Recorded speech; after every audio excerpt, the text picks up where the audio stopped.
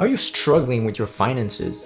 You want to start saving and investing, but it's just so difficult to start and be consistent. If that's your situation and how you feel, I'll share with you a very bold statement that most people don't realize. There are people around you working against your goals. This is an uncomfortable truth we need to understand and deal with to get a proper shot at achieving our financial goals. And that's exactly what we're gonna do.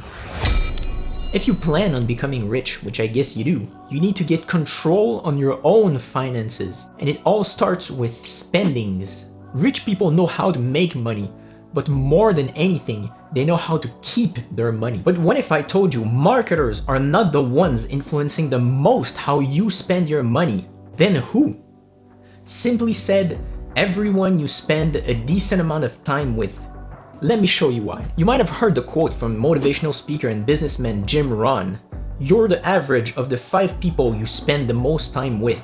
The important idea behind this quote is to draw our attention to how we underestimate the influence people around us have on our behavior. It's an uncomfortable truth because accepting it means 2 things. We have to surrender some of the control on our life to others. We have to accept people around us, even the closest and most dearest, can have a negative impact on us. A lot of people would dismiss this second point because we think good intentions necessarily bring good results. And we tend to think people closest to us only have good intention towards us. Unfortunately, good intentions, one day or the other, will bring negative results in your life. Parents can be overprotective of their children. Husbands can give unsolicited advice to their wife. Friends can hide the truth in order to protect your feelings. Life is full of unintended consequences. Some events will have no noticeable impact, while others, however insignificant they looked, can have a lasting impact. Some other habits like smoking can easily be linked to people around us. No one started smoking because breathing in smoke was enjoyable. A 2011 study showed that 3 out of 4 smokers started smoking because of their parents or their friends. And habits like these often cascade into other addictions. Now, how does that affect me from achieving my financial goals?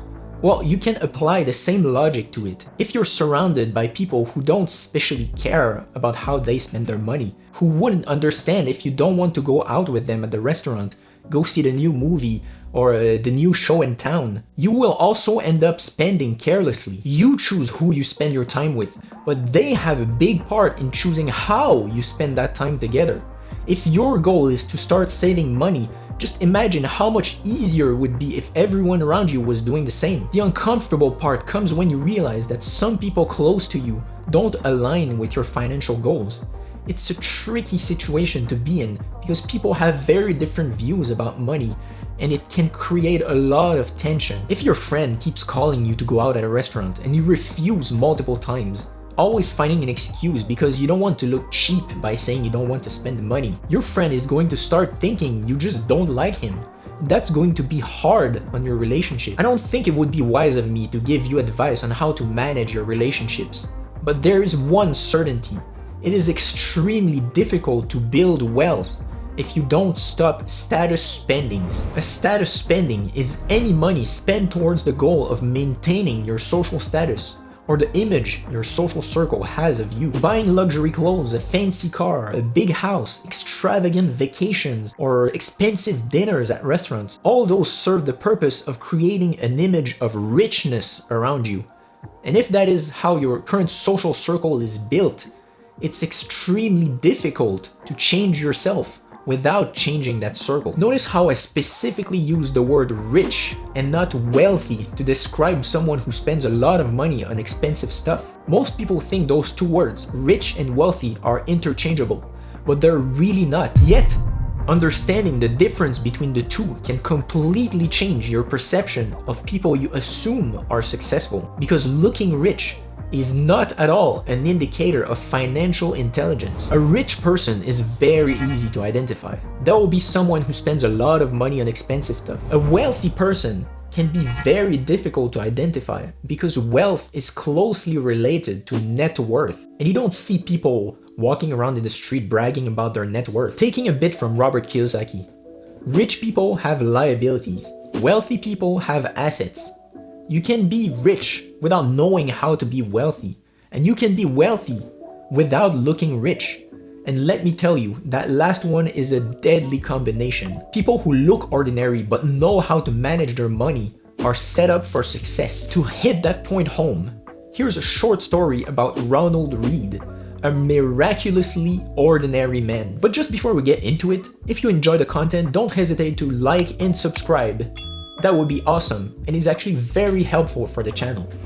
Ronald Reed was an American born in the state of Vermont in the 1920s. He grew up on a farm in a family that barely made enough money for their own needs. But Ronald wasn't discouraged by any of it. He was the first one in his family to graduate from high school, even though he had to walk 4 miles every day to even get to school. He was a military policeman in Italy during the Second World War, and came back to Vermont in 1945 to work as a gas station attendant for 25 years. He later switched job to become a part-time janitor for another 17 years. He died at the respectable age of 92. You're probably thinking now, why are we even talking about him? I don't see anything in his life worth mentioning or learning from. He's not even rich. Precisely.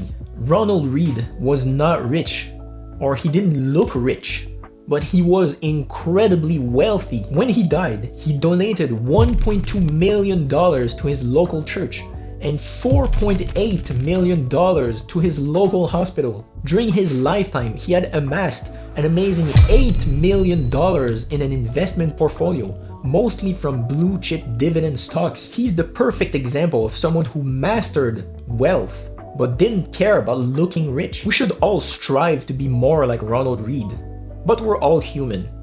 It's possible to become wealthy while also enjoying a bit of status spending to inflate our ego. So here are some powerful points for you to remember from what we've said today. We underestimate the influence people around us have on our behavior. Becoming wealthy starts with controlling your spendings, and it becomes much easier if you craft your social environment around it. Don't aim to be rich, aim to be wealthy. By the way, a lot of the subjects we saw today are talked about in the book The Psychology of Money by Morgan Housel. It's an amazing read, and I strongly recommend it if you want to know more through real-life stories about what's never taught in school about money. Link in the description if you're interested. It's amazing progress to be aware that a lot of our spending can be tied to keeping up appearances or a certain lifestyle. But when shopping, if you ever felt like you got tricked into buying something you didn't need, this is the video for you.